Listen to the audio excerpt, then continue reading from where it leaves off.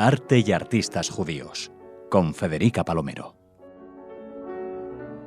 Le damos la bienvenida a Federica Palomero a una nueva entrega de Arte y artistas judíos. Hola, Federica. Hola, Raquel, ¿qué tal? Muy bien. Hoy vamos a hablar de una mujer. Sí, no lo habíamos hecho todavía. No, en este programa no. Eso no está bien, esto habrá que corregirlo muy próximamente. Sí, vamos a hablar de una señora que, bueno, como su nombre artístico es Gego, de repente hay gente que no sabe que es una mujer, pero sí, ella era Gertrud Goldschmidt.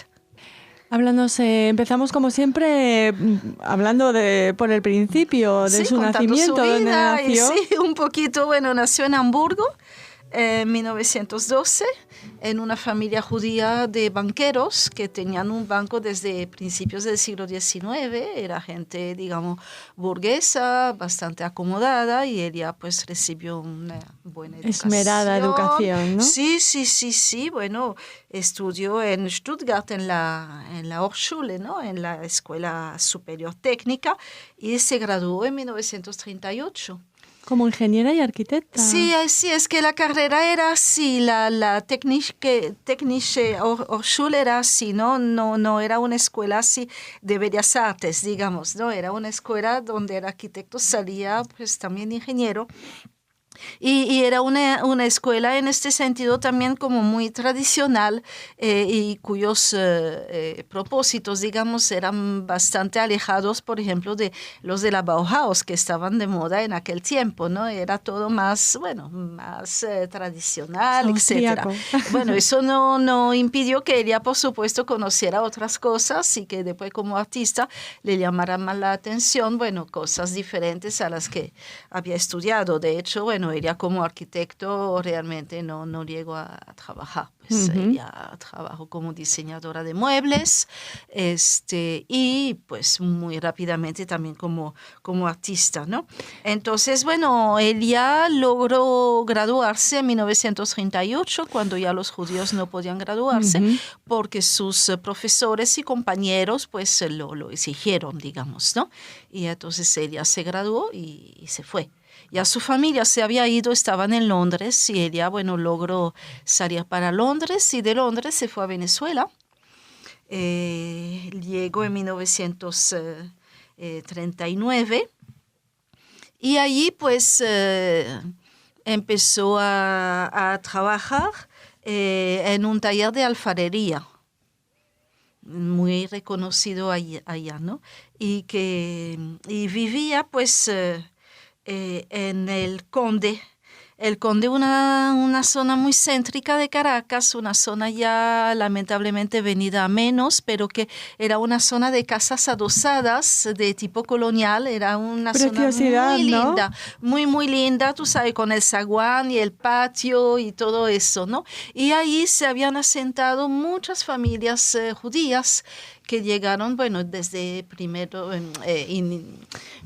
fines del siglo XIX y sobre todo principios del siglo XX, y pues les gustaba mucho esta zona porque estaba muy cerca del centro donde tenían sus negocios, ¿no? Sobre todo de telas, de mercería, etcétera, ¿no? Entonces, bueno, a todo el mundo le gusta estar cerca de su trabajo, claro. Y esta zona del Conde se transformó, pues, un poco en el barrio judío de Caracas en esos momentos, bueno, hasta tal punto que la primera sinagoga se construyó allí, y se conoció, bueno, precisamente con el nombre de Sinagoga del Conde, sencillamente, ¿no? Y después, bueno, tuvo que ser derrumbada por la modernización de la ciudad, y la gente se fue mudando a un barrio más moderno, que era San Bernardino, que tenía más comodidades, etcétera, etcétera. Pero el encanto del Conde era algo muy, muy especial, ¿no? Entonces, mucha gente que llegaba sola, como en el caso de ella, pues vivían en casas de vecindad, pues en casa de gente que alquilaba habitaciones. Pensiones, ¿no? Sí, pensiones, exactamente. Sí, ahí se dice en casa de vecindad, pero es lo mismo. Sí. Ella también monta su propio negocio junto a su esposo, sí, ¿no? Porque muy rápidamente, bueno, se casó con el señor Gunz y abrieron un taller de muebles, pues de fabricación de muebles y de lámparas también, en un sector, bueno, que en aquel tiempo estaba un poco fuera de la ciudad, ¿no? En el valle. Y bueno, ahí estuvieron muchos años trabajando. Y ella en esos primeros años realmente no tenía así, digamos, inquietudes artísticas, o por lo menos si las tenía no las había desarrollado todavía, ¿no? Ella va a empezar realmente pues en los años 50. Ella pues era una señora que trabajaba con el esposo, tenían ese taller, bueno, tuvo a sus niños, etcétera, y realmente no pensaba en ese momento pues ser artista. ¿La conociste personalmente? Sí, porque ella murió hace relativamente poco. Murió en el 93. En el 94. 94. Sí, la conocí. Era muy simpática, muy agradable. Fumaba sin parar. Tenía unos lentes así gruesos y los últimos años de su vida se había vuelto sorda. Pero era muy cómico porque lo que quería oír lo oía y lo que no. Como muchas personas sordas, ¿no? Y bueno, nunca terminó de hablar realmente demasiado bien el español, pero eso no le impidió de dar clases y ser una magnífica profesora en el Instituto de Diseño Neumann, muy querida, muy recordada. Sí. Una gran persona realmente. Y bueno, también el esposo que le sobrevivió, el segundo, Gerd Leufert, que pues un artista de origen lituano que estaba residenciado en Venezuela, y ellos se conocieron en un barco. Ella, pues, sí, no, es algo muy romántico realmente. Ella ya se había divorciado del señor Gunz, con el que, por cierto, mantuvo una relación muy bonita toda la vida. El señor Gunz se volvió a casar, ella se casó con Leufert y las dos parejas eran amigos, pues sí. Y entonces ella va de viaje a Alemania y en el viaje de regreso en barco, pues conoce a Gerd Leufert, que era un gran diseñador gráfico, también docente y también pues artista plástico, ¿no? Y ella pinta acuarelas. Sí, ella empezó con acuarelas. Ella es muy curioso porque ella empieza, bueno, ella era así como un poco una ama de casa y empieza con esas cosas de señoras, ¿no? Y muy rápidamente, bueno, va a pasar a otra cosa, va a ser una evolución realmente espectacular, ¿no? Y ellos, Leufert y Gego, se mudaron al litoral. En 1953 se instalaron en un pueblo pues al lado de la playa, ¿no? Y ahí es donde ella empieza pues realmente su trabajo artístico, ¿no? Esas acuarelas que enseñan que ella todavía como que no sabe muy bien hacia dónde va, porque es como una especie de mezcla, figuración, abstracción, pero el trabajo más importante, más significativo de ella es su trabajo de escultura. Y ella pues va a empezar a hacer escultura en 1957 y lo va a hacer de una manera totalmente novedosa para el ambiente del país, ¿no? No ella sola, había todo un movimiento de artistas que buscaban pues que la escultura dejara de ser solamente la talla directa de la madera o de la piedra, dejara de ser solamente el bronce, dejara de ser solamente figurativa y conmemorativa y monumental. No fueran bustos, ¿no? Todo. Exactamente, sí. De hecho, bueno, en Venezuela, como decía el crítico de arte e historiador Roberto Guevara, la escultura era Francisco Narváez, y salvo él casi no había nadie. Es que es un oficio muy duro también, ¿no? Muy difícil por los materiales, por las herramientas, por la necesidad de espacios, de asistentes, etcétera. Era muy difícil realmente hacer escultura en Venezuela, también, bueno, por la falta de encargos oficiales, la falta de interés de los coleccionistas, etcétera. etcétera, ¿no? Pero entonces a fines de los años 50, digamos a partir del 57, hay un surgimiento de la escultura y ella pues es parte realmente de ese movimiento y parte además importantísima, ¿no? Claro, ella venía de una tradición de la modernidad que había traído consigo, ¿no? Ella conocía, por supuesto, pues el constructivismo, conocía a Gabo, conocía a Pevsner, etcétera. Dominaba, digamos, esos lenguajes de una escultura ya moderna que se expresaba, bueno, a través de materiales nuevos como el hierro y a través de la soldadura y no del modelado o de la talla, una escultura que integra el espacio, que hace del espacio materia escultórica también, y todo esto es lo que trabajan en esos momentos, bueno, ella y otros artistas venezolanos, ¿no? ¿Qué obras destacarías de esta escultura de Greco? Sí, de las primeras hay una que se llama Vibración en Negro y que es una pieza que cuelga del techo, decía que tiene un movimiento natural aleatorio, ¿no? Y bueno, la hace con hierro, con soldadura y por supuesto pues el espacio tiene protagonismo, ¿no? Y pues va a estar haciendo durante un tiempo pues esculturas de hierro, lo que le obligaba, por supuesto, pues a trabajar con ayudantes, ¿no? Desde luego, con herreros, etcétera, ¿no? Y lo que llama la atención en Gego es que ella como escultora nace abstracta. Cuando muchos escultores pasan pues de la figuración a la abstracción. Hay otro caso que es el artista del que hablaremos luego, que es Harry Abend, que también es escultor y que también nace abstracto, ¿no? Bueno, vamos a quedarnos con Gego de momento. En el caso de Gego es que ella no tenía escuela. Ella no había estudiado escultura, entonces no tenía el lastre, digamos, ¿no? de esa tradición. Ella empezó directamente en la modernidad. El Orson Welles de la escultura. Sí, la abstracción geométrica y todo eso, ¿no? Y en el mismo momento también ella hace dibujo, ¿no?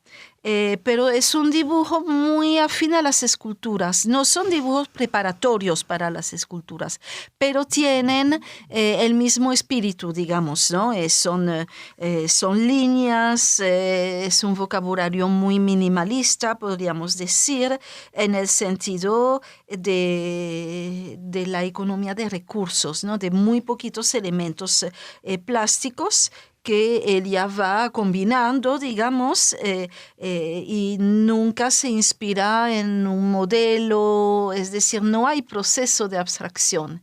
La obra ya es abstracta de por sí, por eso se puede hablar precisamente de esto, de minimalismo, ¿no?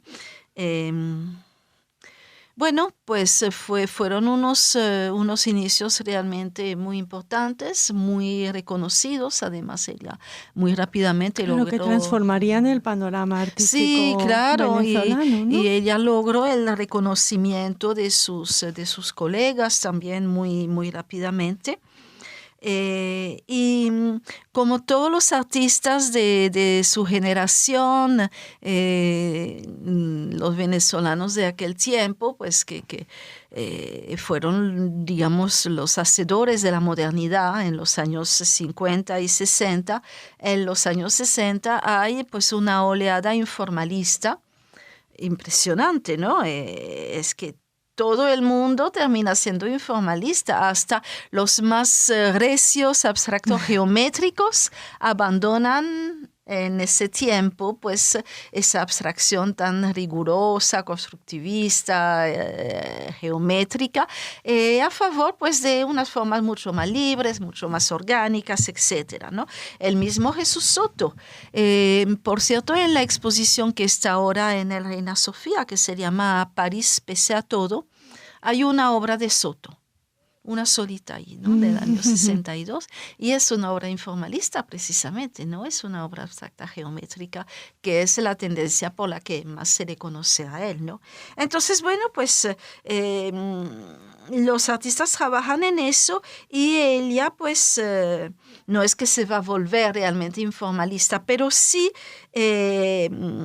digamos que esas transformaciones permean realmente su obra, tienen ya más libertad, más soltura. Por ejemplo, esas varillas que ella trabajaba que estaban fijas, ¿no? Un lado y otro, ahora están solamente soldadas por un lado o ensambladas a otra varilla por un solo lado. Que se pierde la rigidez. Claro, exactamente. Bueno, son mucho más flexibles, mucho más libres, se mueven en el aire y todo esto, ¿no?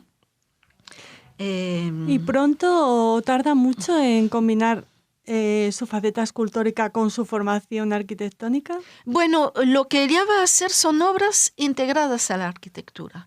Eso es muy interesante porque a partir del 65 ella ya no va a trabajar las piezas sueltas, digamos, en hierro, las va a trabajar en alambre. Y el alambre, bueno, por supuesto, mucho más maleable, mucho más ligero, y esto hace que ella puede trabajar sola, ya no requiere estar en un taller con herreros, etcétera, y eso también le da pues mayor libertad, digamos, ¿no? Y yo creo que también este trabajo de alambre tiene algo de la tradición artesanal muy femenina de tejer, de bordar, lo hace, pero no con hilos, sino con alambres, ¿no?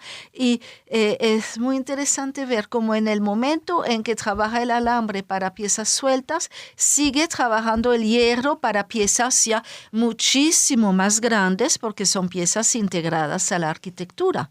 Entonces, no sé, pero es posible también que esa disciplina, digamos, del trabajo colectivo, del trabajo en hierro, con la parte industrial que conlleva, todo eso lo compensa ella luego en su taller trabajando, bueno, sola, más a gusto, con mayor libertad, digamos, ¿no? Y pues sí, en 1965 hace su primera obra integrada a la arquitectura, y no solamente es una obra en hierro, sino que además es una obra muy constructiva, muy geométrica. Entonces vemos que en ella hay como esa dicotomía entre el alambre y algo más suelto, más libre, y el hierro y algo mucho más, digamos, rígido y geométrico, ¿no? Y bueno, se entiende también por razones de técnica, ¿no? Obviamente, ¿no? Y en el 67 también hace una obra urbana, porque la primera, la del Banco Industrial de Venezuela, era una obra integrada a la arquitectura, pero hay que entrar al edificio para ver la pieza, ¿qué? Que está como en una especie de pozo de luz que hay, bueno, que podemos verlas y... Sí, se puede ver, ¿no? Pero hay que ingresar, hay que ir al banco, pues. Mientras que en el 67 ya hace una obra que está en la calle, además una calle sumamente transitada, está a la entrada de un centro comercial y de oficinas, y es como un obelisco, digamos, ¿no? Para tener, bueno, un poco unos referentes de la escultura clásica, y luego hace una obra magnífica en el Parque Central de Caracas para el Museo de Arte Contemporáneo, que está ubicado pues en ese conjunto de edificios, y son como unas cuerdas tensadas, pero es algo enorme realmente y muy bien resuelto, digamos, ¿no? Y luego en 1969 ya empieza una nueva etapa de su obra, que tiene más que ver tal vez con ambientación o instalación. Es lo que se llama la reticularia, que es un término que mezcla, digamos, retícula con aérea. El término no lo inventó Elia lo inventó pues este crítico al que me refería antes, Roberto Guevara, pero es perfecto porque define muy bien precisamente el hecho de que esas esculturas se desarrollan en el espacio y de una manera así como muy generativa, muy orgánica, que van como creciendo y creciendo hasta ocupar todo el espacio, pero al mismo tiempo son totalmente livianas porque son líneas de alambre que se relacionan entre sí. Manualmente, me imagino, ¿no? ¿Eh? Que lo realizaría manualmente. Sí, totalmente. Hay fotos de Elia, muy bellas fotos, ¿no? Montada en su escalera allí y realmente haciendo un trabajo como de, no sé, de ganchillo. De aguja, de ganchillo, exactamente, ¿no? Sí. Y esto es muy interesante porque, bueno, los otros artistas que en ese momento hacen esculturas, hacían ambientaciones que ocupan el espacio, etcétera, lo hacen con base en un trabajo industrial, mientras que ella lo hace con base en un trabajo realmente artesanal y muy íntimo finalmente, ¿no?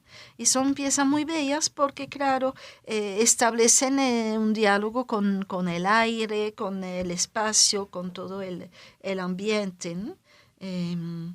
Y como no son de una estricta geometría, porque precisamente van como creciendo, yo creo que tiene mucho que ver con la geometría sensible, que es una vertiente muy latinoamericana precisamente de la abstracción geométrica, ¿no? Y que no es tan rigurosa como aquella que se pudo haber hecho en Europa, aunque, bueno, esto hay que matizarlo mucho, ¿no?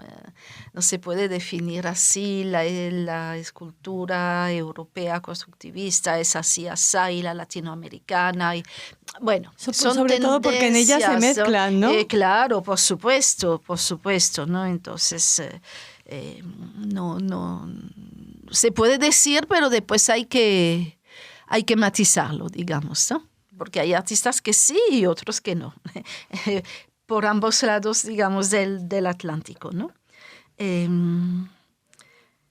Luego hace unas piezas también que son como muy lúdicas, ¿no? Hay unas que se llaman chorros, que son como caídas de agua, pero en vez de agua son alambres los que caen, ¿no? Entonces, claro, uno puede decir, bueno, pero sí tiene una referencia a la figuración. Bueno, sí, de cierta manera, ¿no? Hay unas también que se llaman cabellos, ¿no? Que también son así como, bueno, pues hilos.